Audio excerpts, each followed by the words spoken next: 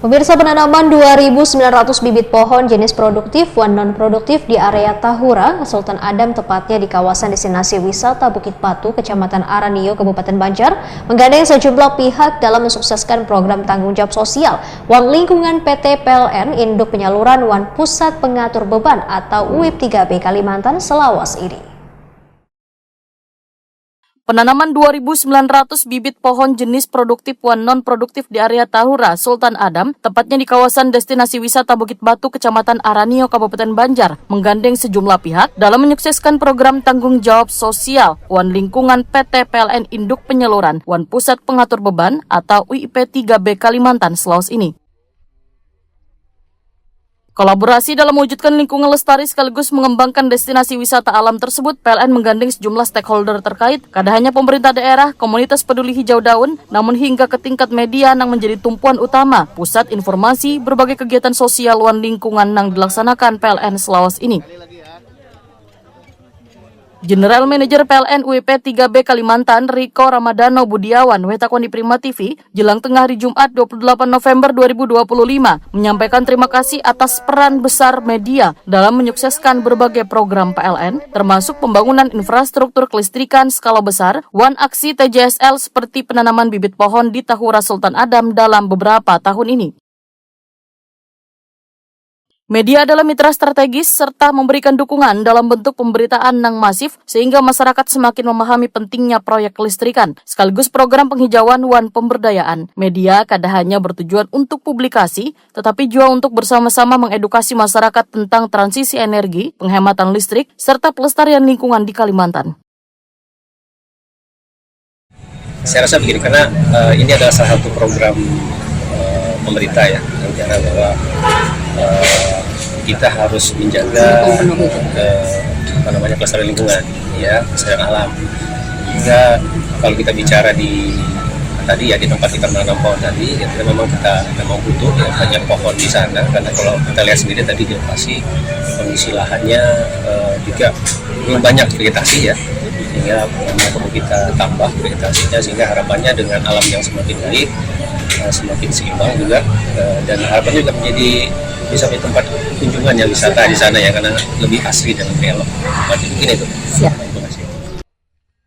Ketua Persatuan Wartawan Indonesia Kalimantan Selatan, Zainal Helmi, memadahkan kolaborasi antara PLN dan media memiliki peran yang strategis. Dalam program TJSL-nya, media juga ikut andil dalam program penghijauan yang dilakukan PLN Selawas ini.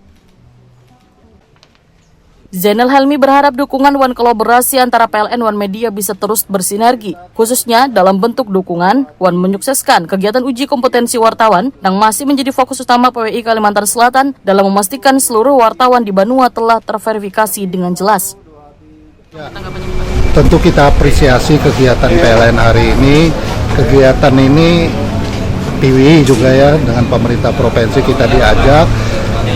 Kemarin kita juga ada pertemuan dengan kawan-kawan PLN IUP 3 Kalimantan, bukan hanya persoalan pelatihan dan uji kompetensi wartawan, tapi kita juga ada kegiatan diundang untuk penghijauan di Bukit Batu Tahura.